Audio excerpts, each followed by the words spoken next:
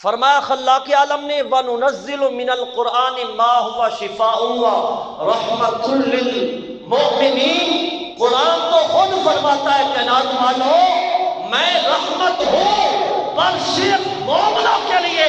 لیکن آمنہ کے لال عبداللہ کے در یتیم صرف مومنوں کے لیے نہیں، کائنات میں جتنے ذرے ہیں، سمندر میں جو مچھلیاں ہیں، ریت کے جو ذرے ہیں، درختوں کے جو پتے ہیں، چاہے زمین والے ہیں چاہے آسمان والے، میرے آقا خالق العالمین کے لیے رحمت ہے۔ قرآن صرف مومنوں کے لیے، قرآن صرف مومنوں کے لیے، لیکن آقا علیہ الصلوۃ والسلام کل جہانوں کے لیے رحمت ہے، کل جہانوں کے لیے، کل عالمین کے لیے۔ اور فرمایا الحمدللہ رب العالمین، تمام تعریفیں اس رب کے لیے جو عالمین کا رب ہے۔ یہاں العالمین کا صیغہ رب نے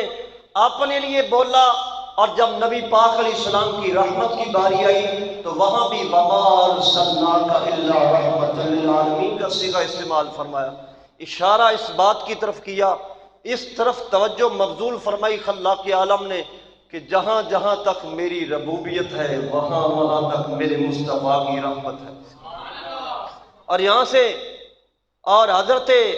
امام فخر الدین رازی رحمت اللہ علیہ نے تو اور نکھار کر پیش کر دیا، 86ویں چاس آ جائے گی محترم، ایسی بات کی آپ نے